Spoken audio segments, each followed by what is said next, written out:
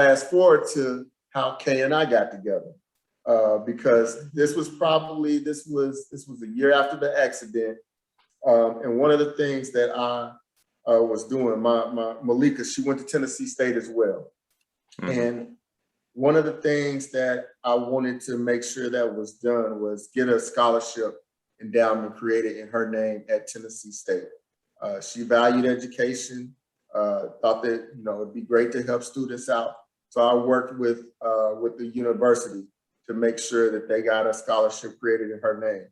And during homecoming of 2019, I went back because, one, that was my first time seeing a lot of the people who had known about what happened, but actually wanted to lay eyes on me and see if I was okay.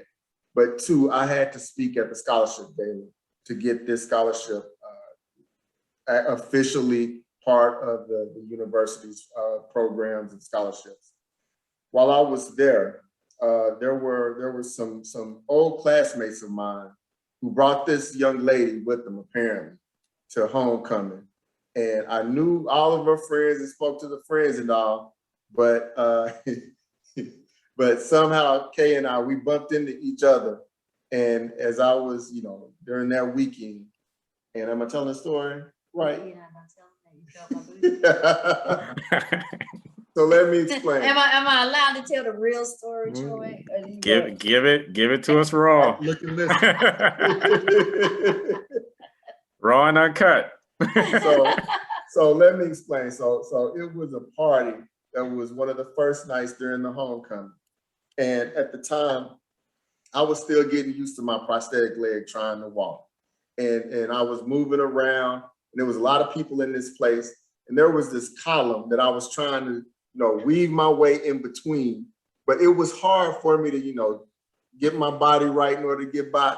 And then there was this lady, Kaye, she was right there, like not too far away from the column, and she was dancing and she was moving. So it was like it was gonna be real tight for me to try to fit through there without touching it.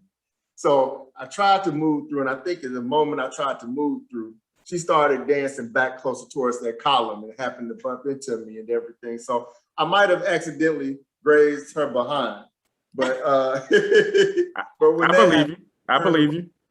So she turned around, and I tried, being a gentleman, I'm sorry, and I apologize, and I asked, I told you what to say. Yes, was I okay? Were you okay? And she turned around and said, I'm good. So I didn't know whether to take that. That's for the story, I don't know. That's where the blurred lines come in. Because I was like, oh, I'm good. And I turned around to one of my close friends, that's a very close friend of his, and I said, girl, I just met my husband. And left it at that.